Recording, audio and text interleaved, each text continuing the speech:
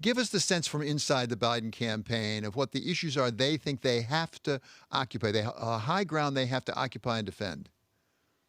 Well, the most important issue in America right now is the coronavirus pandemic, which is, killing 1,000 Americans a day. That's keeping a lot of people locked up. It's depressing our economy dramatically.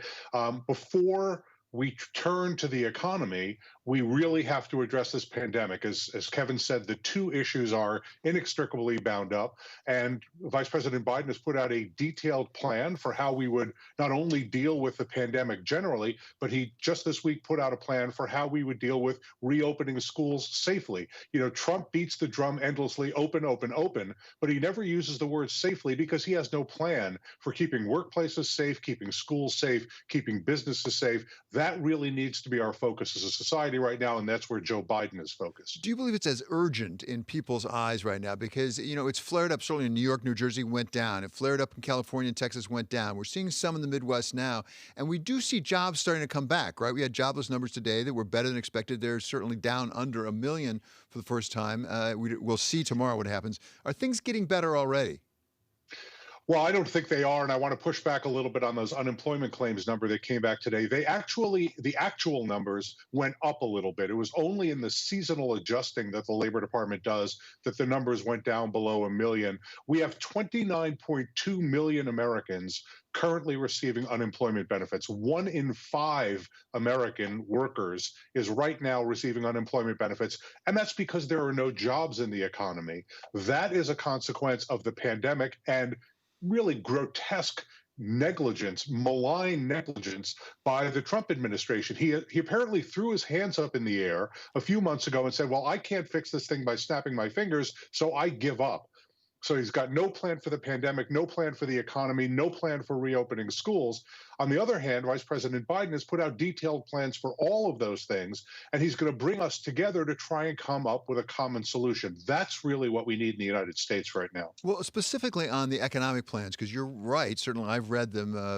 Former Vice President Biden has very specific plans, but they've got some big price tags attached to them that are going to require taxes or borrowing, something like that. And right now, we're seeing the deficit go past 100% of GDP for the first time since World War II. Should we be concerned about that? I think we should be concerned that we're seeing gigantic deficits, and yet we're seeing no benefit to the American economy of smart deficit spending. A big part of the deficit problem that we're experiencing right now is because of the massive tax cut for the wealthy and for wealthy corporations that Donald Trump helped to drive through Congress. Working people got a small tax cut, but people on Wall Street who are now feeding at the trough that the Federal Reserve has provided to them, those people did extraordinarily well. So what Joe Biden's strategy is to ask the people who are doing the best in our economy to pay a little bit more so that we can afford an aggressive effort to fix American infrastructure, to invest in American manufacturing, to invest in the American care economy and education, to begin the process of fighting back climate change so that we can turn our economy into a green economy with a smaller carbon footprint. That kind of spending makes sense and will help our economy to grow, and that will in turn reduce deficits. Let me also say, in a crisis, you have to run a deficit, particularly when interest rates are as low as they are right now. It costs us very little to do that. But if you go into debt in order to give money to rich people, you're just helping to weaken our economy. You mentioned specifically investing in manufacturing, and I think at least some people think in 2016, one of the things that helped President Trump win the Electoral College was appealing to some of the manufacturing base in things like my home state of Michigan. He's in, Vice President Biden's in Kenosha, Wisconsin today, where they lost, of course, a big AMC plant, sort of diminishment of manufacturing. What can a Biden administration do to address that issue, or is that a larger, really long-term trend in the country? Well, we have seen a long-term trend in the diminishment of manufacturing, but that isn't independent of public policy. That is directly related to public policy. It's partly because we haven't been aggressive enough in trade, and Vice President Biden has talked about fighting for every American job in our trade, in our dealings with China, in our dealings with other countries. Using the power of the federal government, which spends immense amounts of money, about $400 billion a year, focusing that on products that are made in America. Trump has promised that. He has failed plants are closing all across our country because he has failed, Biden will harness the power of the federal government as a purchaser of goods and services and use that to put Americans back to work, and then encourage the private sector to do the same thing. The other thing that he's very focused on is bringing supply chains home, particularly pharmaceutical supply chains that are so critical in this pandemic environment, but other critical supply chains, so that Americans are creating the supplies, are making the supplies that we need in order to keep our economy going in difficult times. So that's a big part of the strategy for the president. Let me just, for the vice president, let me just say one other thing.